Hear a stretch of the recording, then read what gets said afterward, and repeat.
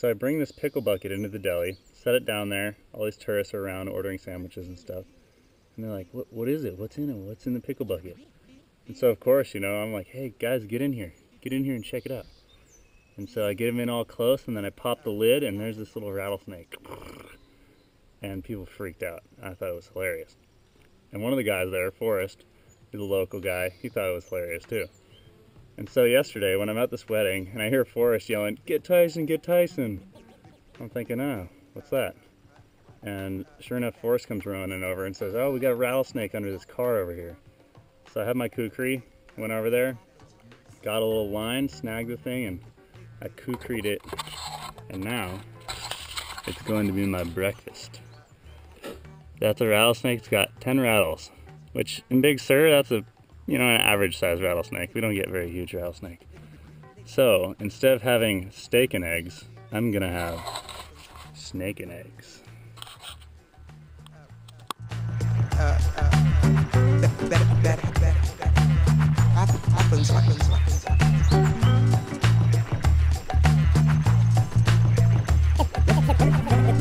The feeling.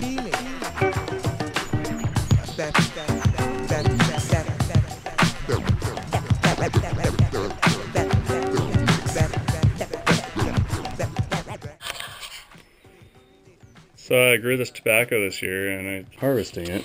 Here's one of the plants. And they have to cure, so maybe by next summer they'll be smokable.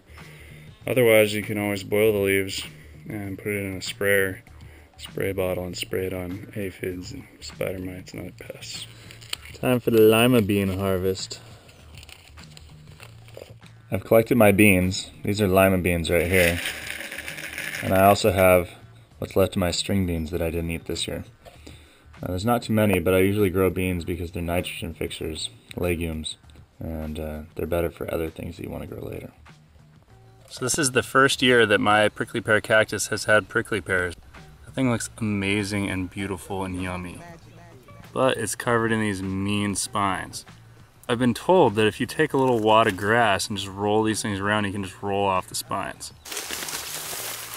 All right, there's my wad of grass. Let's roll it around. Supposedly the Indians would put these on their fires and just burn them off, so maybe I should try that. And it seems like after I washed it, most little spines are gone, which is good. And then we get to open it with the fruit. Mmm.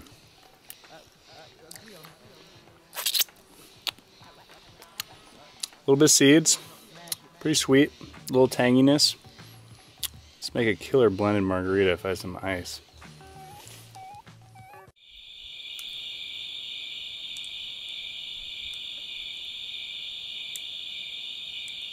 Agree on what magic.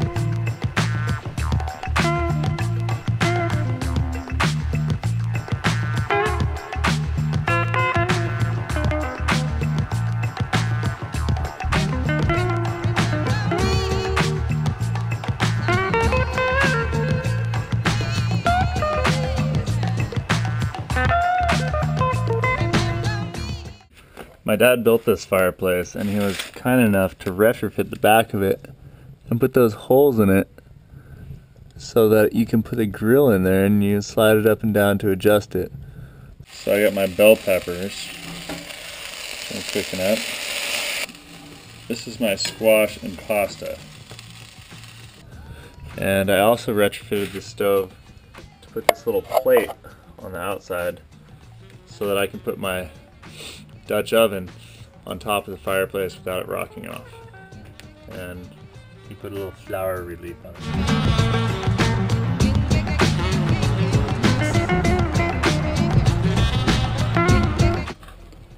And here I am, picking acorns, 7 a.m.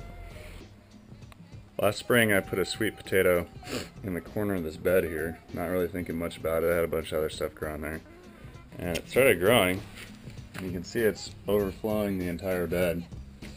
But this is awesome that I was just digging in here. I'm gonna roll these vines back and put them in this hole. And then hopefully next summer we'll have a bunch of sweet potatoes in this little bowl. But see, I was digging around in here. You can see this is the original sweet potato. And it just started setting off all these roots. It's pretty awesome. So these are little sweet potatoes. Look at that. That's pretty awesome.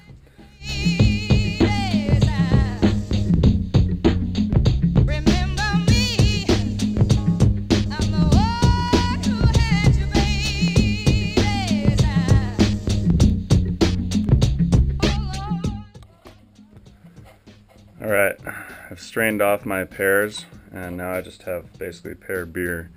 And now I'm going to siphon the beer from one bucket into the other, but just leave the very last bit, which should have the dead yeast in it. And by doing this you're going to get a clearer liquid and a better tasting distillate.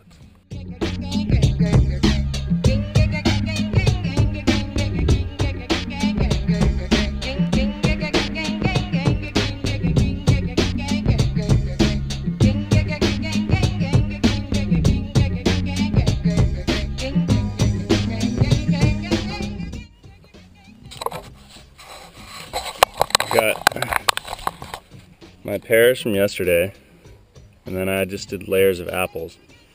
So if you'll notice, I did these layers where here they're overlapping and they're 2 layers thick, whereas in week 1, the video, there was a lot of space between them, and that's because it was foggy in week 1 at night and like in the 70s during the day, and now week 2, it's 90 degrees during the day and 85 all night. So based on the temperature and humidity, since it's really dry too, you can decide how thick you want your dried items, and also the spacing between them for air circulation. These are all the peelings from my apples and my pears that I've been drying. And I'm going to try and make a mash and beer out of this and then distill it, but without adding yeast.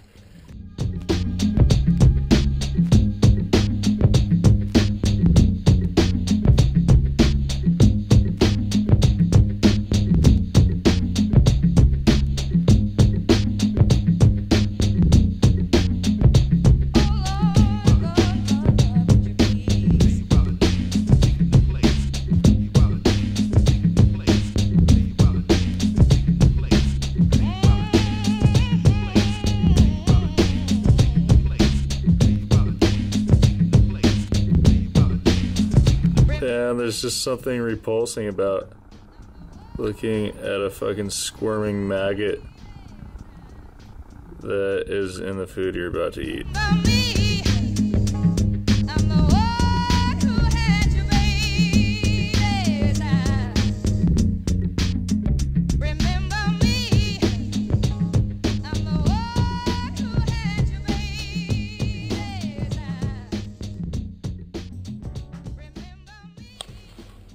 Durr.